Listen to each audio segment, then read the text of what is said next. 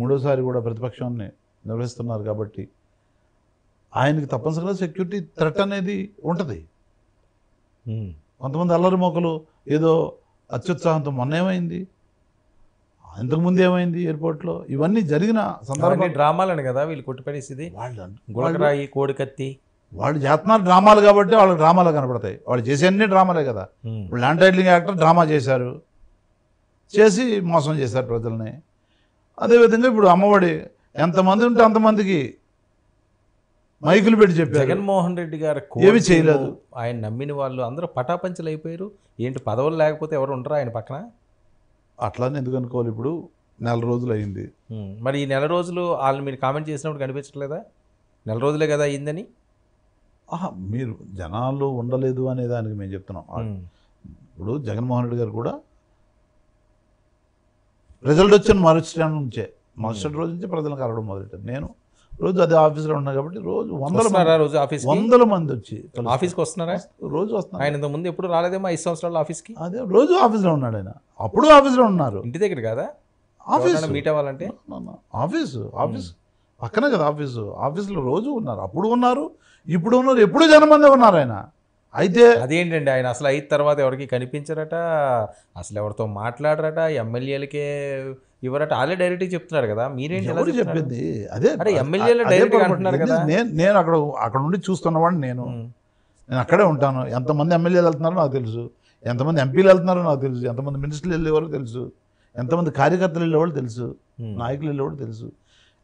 నేను అదే ఇప్పుడు ఈ దీంట్లో ప్రధానమైన ఒక రీజన్ కూడా గవర్నమెంట్ వచ్చిన తర్వాత ప్రోటోకాల్ ప్రకారం సెక్యూరిటీ అనేది ఉంటుంది.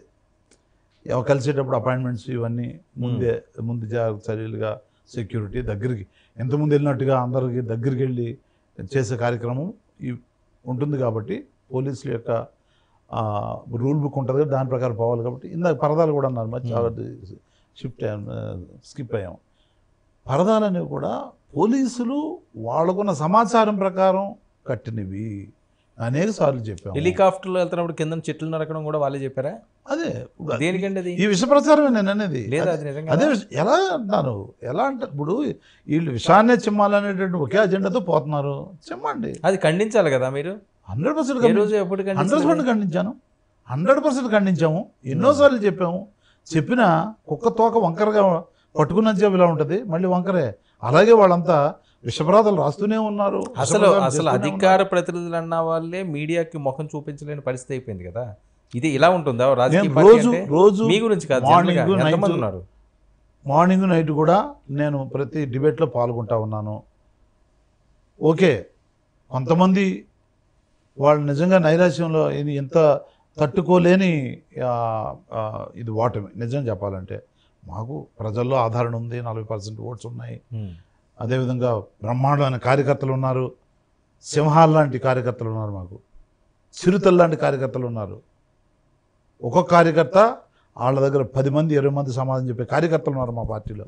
అది మా యొక్క శక్తి, మా పార్టీ యొక్క శక్తి, మా జగన్మోహన్ రెడ్డి గారి యొక్క గొప్పతనం. ఎందుకంటే ఆయన అలా తయారు చేసి అలా ప్రేమిస్తున్నారు.